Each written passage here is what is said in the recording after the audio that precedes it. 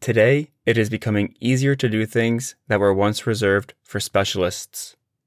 The development of the internet has allowed people to easily and quickly enrich and share their knowledge. When it comes to finding the name of your company, you have a choice: do the whole process yourself or entrust the task to an expert. There are 3 advantages to hiring a specialist. First, you immediately benefit from the expert's knowledge and experience.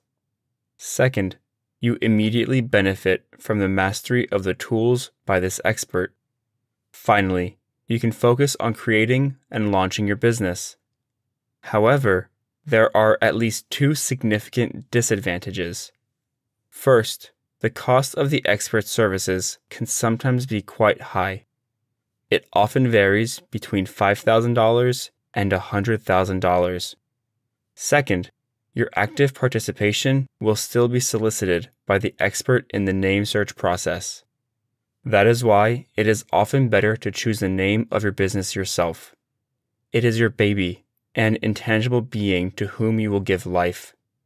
After using the tools discussed previously, you should be able to find the ideal name for your business. Now, let's analyze your needs for the 5 levels of protection we discussed earlier. The first level of protection concerns the use of your company name. You generally do not need an expert at this level. It is about using common sense and following my recommendations. Of course, you can hire a graphic designer to create your brand image, your logo, and your website. But under no circumstances should the graphic designer take control of your company name, whose uniformity of use is crucial. In this respect, you must be the only decider. If your graphic designer suggests that you put your company name on 2 lines when it is a single word, say no. If your graphic designer suggests you stick the 2 words of your business name together, say no. I repeat, use your company name consistently everywhere. The second level of protection concerns the registration of a domain name. Again, you do not need an expert to register a domain name. This process takes only 5 minutes. However, do not make the mistake of entrusting the task of registering your domain name to a third party, for example, a webmaster or an employee you do not trust perfectly. How many times have I seen a domain name registered in favor of the webmaster or employee instead of the company? You alone, or a very small group of people, must have access to the customer area on the registrar's website for your domain name. However, it may be interesting to retain the services of a web research specialist. With the help of well-chosen keywords, this expert will be able to help position your website favorably on search engines. The third level of protection concerns the filing of a trademark. In theory, you can apply for a trademark registration yourself. In practice, you will make a mistake.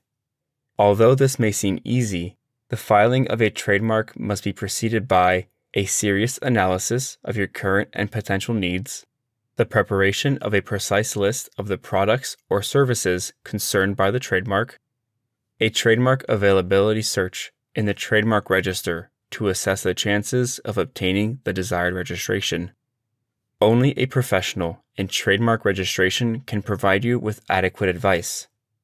Yes, it costs more than if you make the deposit yourself, just as it costs more to have your hair cut by a hairdresser than to do it yourself with a pair of scissors and a mirror.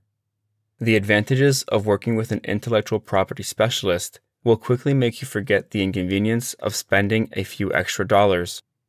In any case, since August 3, 2019, any foreign person, natural or legal, who wishes to register a trademark in the United States must be represented by an American lawyer. The fourth level of protection concerns registration on social networks. Once again, I recommend that you maintain control over the registration of your company on social networks. However, these generally allow for the addition of a second administrator with varying degrees of control. In such a case, it may be wise to retain the services of an outside person or firm that specializes in managing your professional presence on social networks.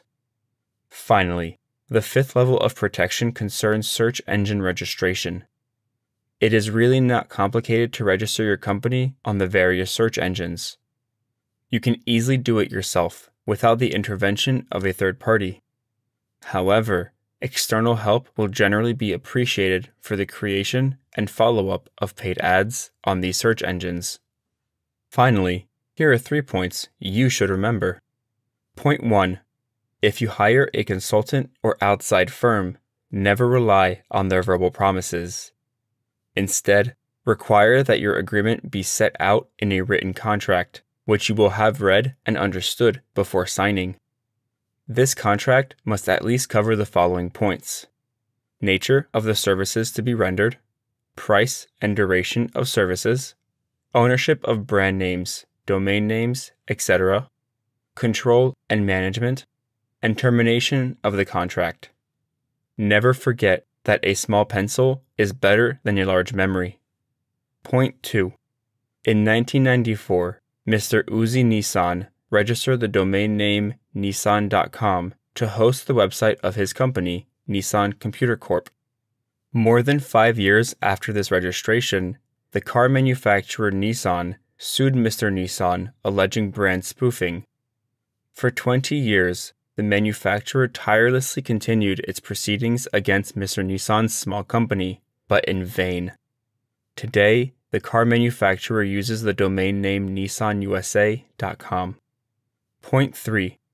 In 1982, 2 Canadian friends invented a revolutionary car mat. Instead of hiring a patent agent to protect their invention, they decided to prepare their application themselves and submit it to the Canadian Intellectual Property Office.